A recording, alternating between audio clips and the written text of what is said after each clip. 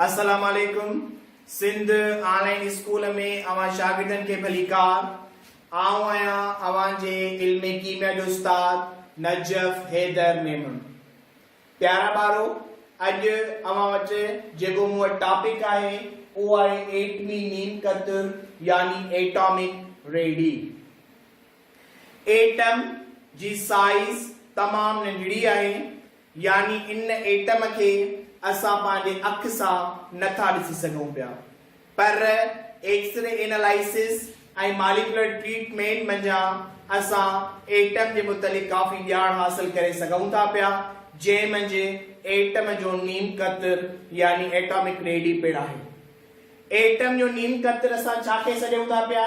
चए थो त ॿिनि एटमनि खे हिक ॿिए जे भरिसां रखण सां संदन मर्कज़नि जे विच में जेको मुफ़ासिलो थिए थो उन जे अध खे एटमी नीम कतर पिणु चइबो आहे।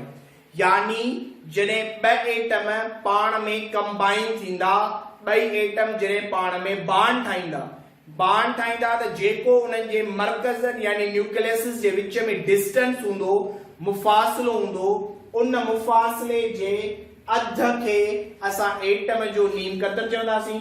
यानी half of the bond length between two atoms is called atomic radii।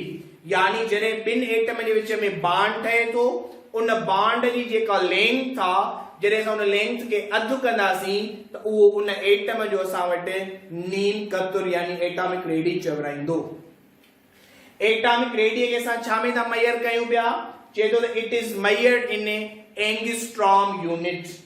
यानी एंगस्ट्रॉम लेंथ जो स्मॉलेस्ट यूनिट आहे असां वटि, जंहिं मंझि असां एटम जे रेडियस खे मेजर कंदा आहियूं।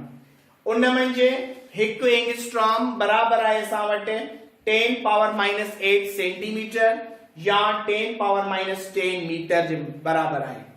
हाणे पीरियडिक टेबल जे अंदरि असां पढ़ी आयासीं त ॿिनि क़िस्मनि जूं शयूं आहिनि, हिकिड़ो पीरियड आहे, ॿिया ग्रुप आहे। चए थो त जॾहिं असां ग्रुप में हेठि लहंदासीं, if we move down the group then the atomic radius will be increase। जॾहिं ग्रुप में हेठि लहंदासीं त एटम जो जेको रेडियस आहे नीम कतर आहे उहो वधे थो पियो। इहो छो थो वधे पियो? इन वजह जे करे वधे थो पियो त ग्रुप में हेठि अचण सां फ्रॉम टॉप टू बॉटम या डाउन द ग्रुप एटम जी साइज वॾी थिए थी पई, ऐं जेतिरी एटम जी साइज वॾी थींदी वेंदी उन जो रेडियस असां वटि ओतिरो वॾो थींदो वेंदो। पर जॾहिं त पीरियड में खाॿे खां साॼे पासे हलंदासीं, यानी from left to right, if we move in the period then the atomic radii will be decrease. यानी जॾहिं पीरियड जे अंदरि असां खाॿे खां साॼे पासे हलंदासीं त एटम जो रेडी डिक्रीज थो थिए पियो। छो? त उते एटम जी साइज असां वटि नंढी थी थिए पई। यानी इहो हुयो असां वटि अबाउट द एटॉमिक रेडी। उम्मीद पियो कयां त तव्हांखे अॼोको लेक्चर समझ में अची वियो हूंदो। Thank U very much.